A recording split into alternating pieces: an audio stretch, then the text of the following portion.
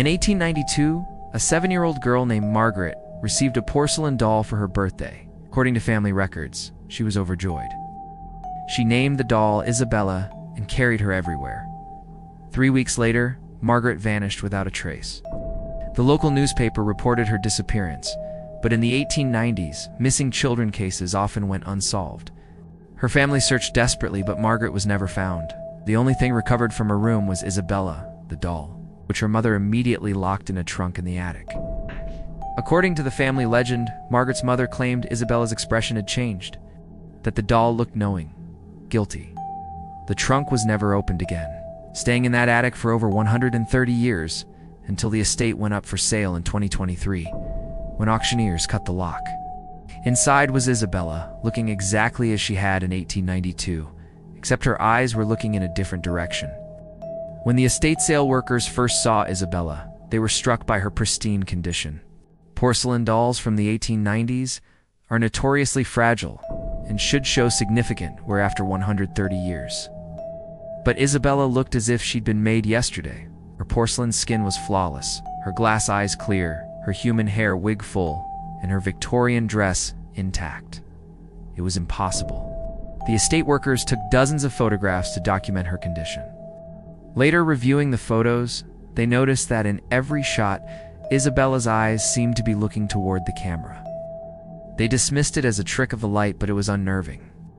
At the estate sale, a restoration expert named Sarah Mitchell bought the doll for $300.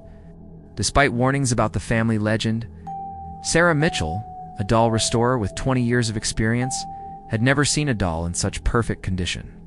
She documented everything, taking over 200 photographs and examining the porcelain under magnification. She found no cracks or signs of previous restoration.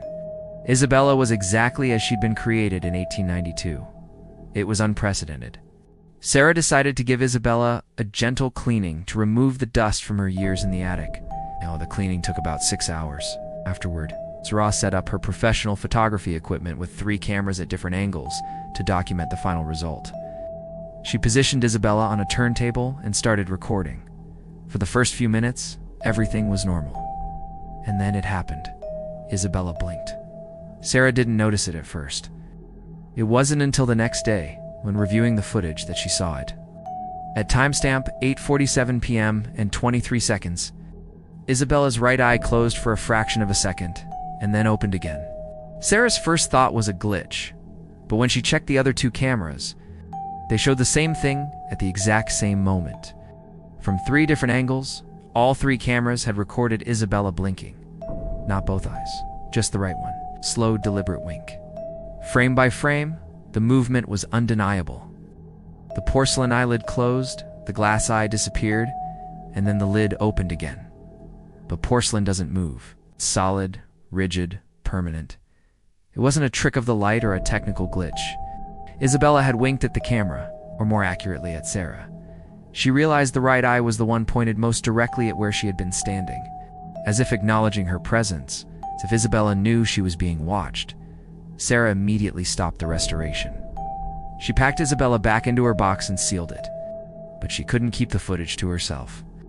Within days, she'd uploaded it online, and the video went viral, racking up millions of views.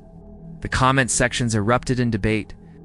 Skeptics insisted it was a hoax, while others argued it was impossible to fake so perfectly. News outlets picked up the story, and journalists contacted Sarah for interviews. Experts weighed in. The doll historian had never seen anything like it. A materials scientist confirmed porcelain couldn't have moved naturally. Camera experts found no signs of manipulation. A paranormal investigator called it genuine supernatural activity. Sarah received dozens of offers to purchase Isabella from collectors, museums, and paranormal researchers, but she refused every offer. Terrified of what might happen if someone else opened that box, 2 restorations, 2 forgotten objects. It's very different outcomes. Norman the puppet was restored and now brings joy to his owner. Isabella the doll, however, tells a different story. Sarah Mitchell never completed the restoration. The doll remains in her storage facility, sealed in that box. As for what really happened, the debate continues.